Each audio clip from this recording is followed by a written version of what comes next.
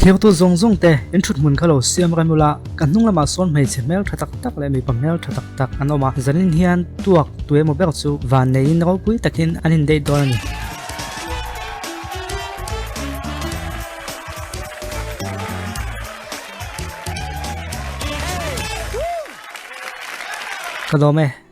kalome Markwell Bakania big data hian kan lo lom chia zanina kan players te hian tum pakhat chawan neya chu an kop pui dik tak tur zon mu khan don ni an zon mu thei vai chuan ro pui taka in date na chance kan siam sak to na an sen so po kan tum vek don ani ma se chu ti maya ul sam ani don lowa ai thazok be seina atam don maya ai thazok kan hu chuan an than to po kha an kal san le theya atak taka po chu tiang tho chu ni rom ni kan nun dan ti o ole ama sabeka chuan kumsum ni la pariat artist aming keti lo lom phodang ole Katie, how are you? Nice to see you. Look beautiful. Thank you. Same to you. Well, thank you. I guess I'm just for you, Katie. helai hian mi pa pathum ka ko chuak dona idu I thang thei dona ma se chu mi ma chuan eng ang mi pa ngai du zong khan sei phot ta che nangma ti phur thei tu kha enge ni le Landan hi ka ngai poi mo a landan thamo achiang in ka khya chuan in ran la tuklo ni box se kadu inran lu tuklo nia tha e ani chuan kan mi panei te hi ko chuak don tai la tue matal hi chuan a hne thei che be seng o ole ama sabeka tan chuan robi mautino lo chuak se kumsum ni pariat ni in sa thina ni Hey, Rolly. I didn't... panhina tan chuan Fabiano kumsum ni pariat tho sales manager ania Hi, Fabiano. How are you? Nice to see you, man. iming kha ka soi dikem keros ti tu to ole Fabiano keros ani chu min lo khathiam teu a to beka tan chuan Drew Mallory kumsum ni panga businessman lo lom dang le Hey, Drew. How you doing? What's happening? Have a seat. khaile mi pa fel tak tak an ni hi keti hip tu chen omem ka khelawa engpon ni se robi hi hanjot phodila in date ma sak beka idu dan han soi ta che a kanin ti lim zuwa tak sapum pui massage fel te ka duwa chu anom ka ring keti tak sapum pui massage fel chi du vem Yeah. Fabiano nang idu han soi bete le kalo suang to thin ang ti lo chen hun na tan man ka du ni ani zon keti suang to na po ati lo tling thei don ani chu dru han soi vela eng tia hun man pui ngei du le a kan la kal ngai lo nom huna kal puya nitla han thlir dun vel te po anuamang chu tiang chi du dan aniam ni e tuna hian du I thana hun tae Robi kan neya Fabiano iswang to na ti lo tlinin pe ngang om boka Drew nitla han thlir pui vel tu che om boka idu chuan thang te le Fabiano hi ka thang mayang Fabiano. Come on up, Fabiano. nga tinge Fabiano hi than na chan a chan chu ka mi ta min en chungin an nuya mi padang ho kha an mi ta en theng hian mi lo du ka nei chu mi ta in en tu ani Fabiano suna khaitla ta tuna hian zona panhi kan zo don chewa in chan na hi panhi tal ain anangai don ani I thian tharnen teni sing khel do na ti chuan e na ka thei to pin so phrep ka tumang b na ka tha tham phodanga a top do na ka tang chawang khoi zong in than le No prisoners, huh, Katie? Really? han tha tham phot kha I du lo ni mo a chan ti ka score tam lo chuan Ah. hey score tam tan khyo mai ka ti tunami hi in chan dik la chuan final in ru nga lo na ma se Fabiano do than tu nei ve a chan chu midang panhi ko chu tu kala ne ya pakhanna chuan Sally kumsum ni panga administrative assistant ania Wow. Hi, Shelley. Have a seat. panhina chuan Janet kumsum ni pathum ania zotir tu ni bokani Lovely ladies. keti aya du zo nei do nem ka khelawa ma se zo na lo in zo vele photila Janet Fabiano hi zotir du inayam ka nga lu tuk a than chan tu chan sei de le a chan chu ka du ama ka fing bok Sassy. Janet chu a finga adum bokani chu ani da sri min enula min en kol thei tur mi pa ka ma mo ni Wild Midwest Scorpio. ngoite kan lu thuk mai don tlat idu thanna siam hun tae keti hi ithang zer khoi don ngani nga Janet ne na tang hian zir bel du thile nei zok nge Sally hi ian kol don le tin ngan don le cái tí hi cái đủ khỏe cái tí thằng mò ngắt tiếng nghe cái tí chú ý là thành phố nó săn lên mình môi cái tí mịt mò chú nó thì làm xem Lom vem chú. hồi là hay in tí được lại chuan final in lút phốt in rồi nó tổ số hay nè na in ngày tua mà sẽ train mấy cái này bị na ngày tua mà sẽ là win cái bộ top train You're breathing. Need a moment. ole nong ni pan hi chu final in lut ta phota ti chuan le tuak khat na chu kan zong hu ta phot mai tuak dang pakhat che kan mo to wa chu mi zong hu to chuan lo in bua se deng ole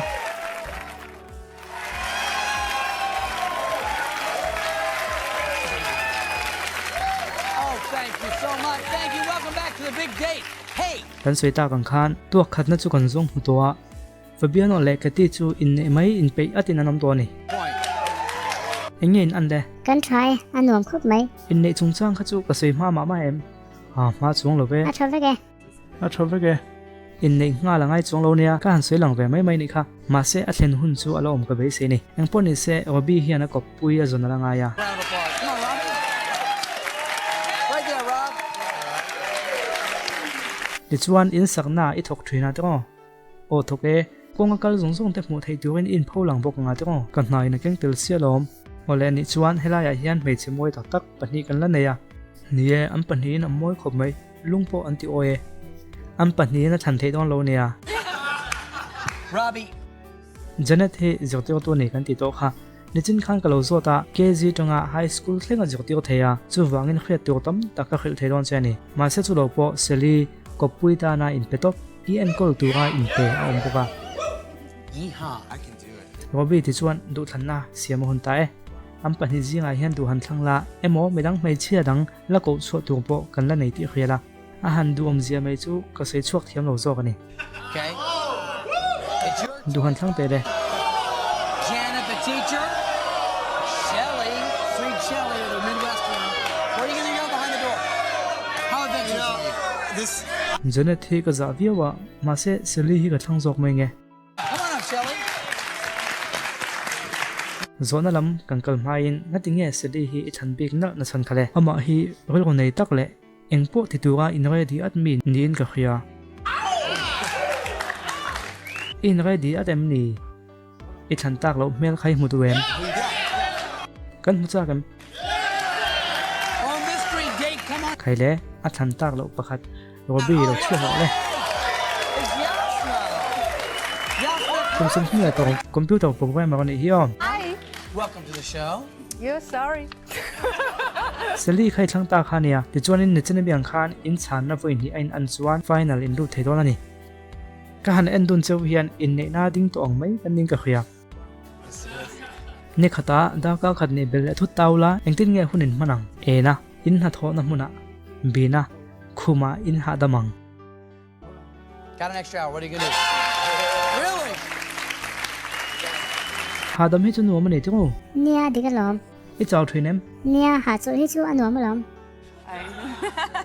robi nang mut no mi tiam a thei chung chu ti e ma se na thok turin ziang dar lia te ka thongai thina ani chuan ha dam chi mo ni chu Well, ole pakhat chuin ang ta phota robi hi en la mi pasam se mel tha le in nga na tlak tak mai I thang don nge nia hela ya hian dru lo om chewa han en la dru hi mel tha sin ingai tu na te boi thelo mo fit ria ta kai de le ngala sang wang wang tak mai nia chuan mi padang pakhat la ko chu tu po kala nei boka atak sa chu a khu wang wang thei anga ti khopin apa ni ti chuan ang tin nge ti don le han thang te le Robi hi cái thằng này.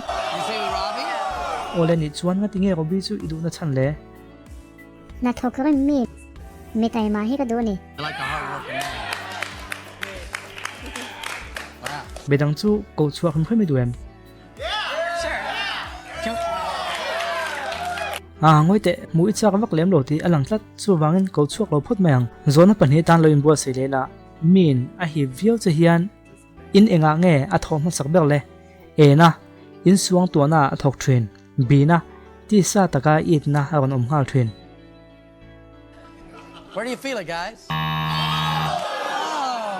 I suang to na thok mo o thoke ti sa takin I chung zom vem te re nge a You're a ti sa takin a thok nga lem ni Ô dẹp đầu xuân.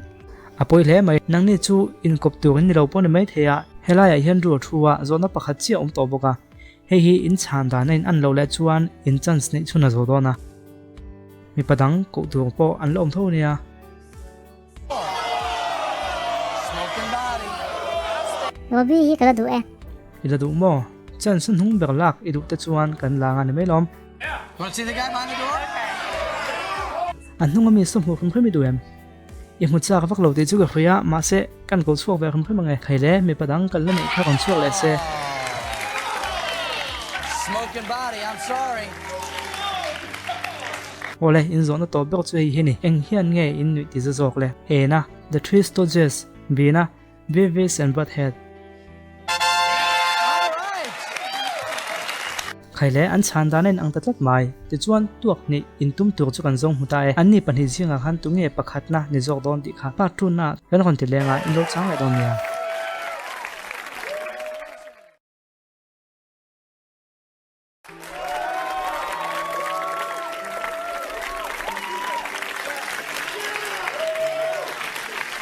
big date kan lo let le tai tuak ni in mil tak tak kan zong mu to a ti chuan tu nge in me ber kan en le don ani robi le sali kan nei a Give them a nice round of applause. Fabiano le Katie in ko brem ma saber khan ni nge nge Katie chu a ko puya lung oi mel ring ka khia eng poni se tu zo khinge in ko brem zo don ti kha kan en le ona tuna hian thil pasari lai mai kan sir dona chu chu in ni na ni chuan ka ni e mi tin zia khain ke nga in ni na ni lo chuan ka ni lo not mi tin zia khain keng le bo nga kan khel chak to vi vin ka khia tu ti chuan chan na in ang tam zok zok khain ko brem zok angin kan puang le mai don ani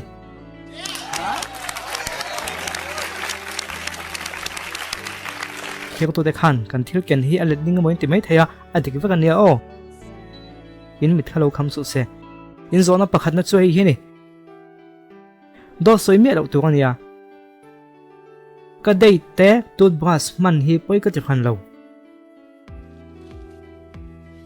Ew. Katie mi toothbrush man poi ti lem lo mo Oh, kanin fo vik tho lom. That didn't gross you out, obviously, Fabiano. Fabiano pon poi ti lo ni mo ti khan lo ve ani ang zana tong nge thilin man tom lam chi hi point ti lo le ni khatna tong ni khatna tong in mo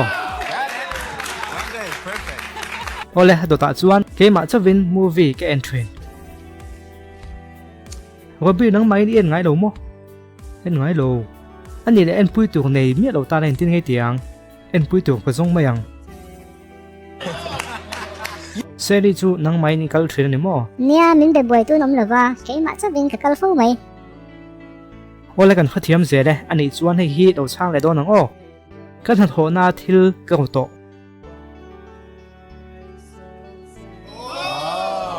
Shelly. Thil ho te te nia. Pen paper ti ve lang khan nia. chu ai lian chu om lo Ai mo om lo hum khem. wa bi ngai ngai dan le ruk chu thalo Ka ho ni ma zo ka ngok chi đâu nia. tak takin a poi ga ti lo kam mangai tho tho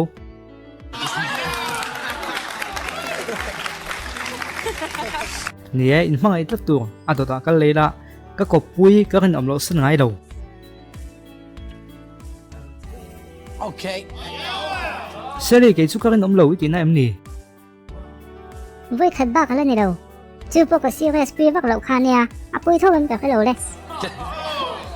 ani chona poi chin ni siam de em ni Chu tiang ni ravin kan serious zong lova. Ma seng lai zong dang ka nei san line ka then ma sop phut lova. Ka kan nom lo chu ni tho mai. wa bi pen le paper a ko to a kan om lo to boka ngai ngai dan le min ngai serious chung ka him ga be sei Ka du to thak su ka kan nom lo san ngai chuang hei nem. ani chuan in serious don ngai ngai ngai don ti na ni chu kan him em ang chu mo emo mi dang him lo chu nom em lo wang chu le kan in deadline kamut lo to lo en leila Katie imut to mo Oh, ngati nge in se fie do them à TV kan ena ka mu ta chua ka mu thua.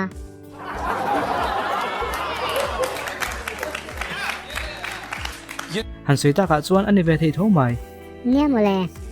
ole ha do ta chuan kami mangai chu kamut pui du thu ka soi ngal mai zel Oh, man.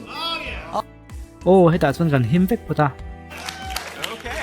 te chuan a top bek tan chuan kan mut dun zuwa ka in bual zia thren Well, sele chu a in bual zia lo tlat eng poni se chak zo kanom ta give a round of applause. Congratulations, you two. We have Fabio no le ke ti an sake chuan tuna hian around top bek kan en le don ani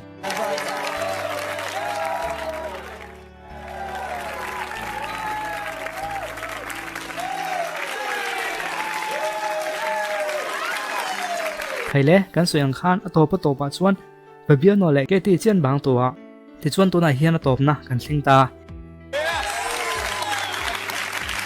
he so intel ma khan in chan chin in zia na kha kalo chianga tuna hian kan soi chuak don ani kan ti tur chu ka chianga adik nge dik lo ti kha in rin sak don ani in ti dik chuan cheng sanga zerin nung don ani oh hun ro ka thana hun li in ti dik phei chuan jamai ka lama a thlonin inkal dun thei dona okay. anuam khop maya inkal to nge hem KT chu kal to ni mo ole inkal dun thei nge ka du sak cheu ni KT chan tu lo en phatang o Fabio no hian tong chi ko ka thiam Adik, Well, see? It's See, true. Fabiano? adik lo tlat Oh, that's too khatin bom ngal mai lo la khatia in ti mai chona thanang unfortunate. Fabio no tong en sang e thiam kha a chili ani e pali mo ate uvio thomai tuna chuan Fabio no I chan tu ve thung le McDonald ta athok to em adikem le la thok lawang KT dikem dik chi e.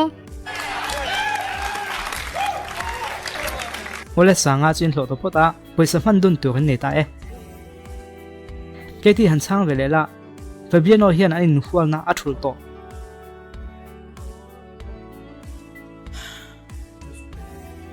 God. Adikang, adikem le adike It is true. $100. Now you're rolling. loma han awak na chin yam po ka thiam ve lawa ma se kal zel photela KT hi kon hoi ne na lam vel thrin ani adikem le True. KT dikem le dik lo.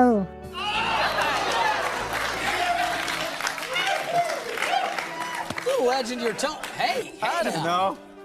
ngati nge alam vel thrin ngai ran chan de apian hi amoi e malom Ah, azia thobe to ma se poisa chin dong lo tak ado ta kal leila Fabio no hian disco na huna mi amut pui to adigem le Oh dear. Adik Karim, adik ta em odike it is true. I chan dika wanga lom nge mi amut pui wanga lom so ko chan dik vang nem su. ola chang sing khasang hain dong to a pakhatin chan dik la chuan jamai ka a thloni in kal thei don ani Fabio no in reng se o mut pui lam khani to lo nia True or false? KT hian a bial pa unau te a chai thrin True or false? False. adik lo ti tlat mai Adik pi tu. Oh, oh my gracious. Actually never cheated on that one.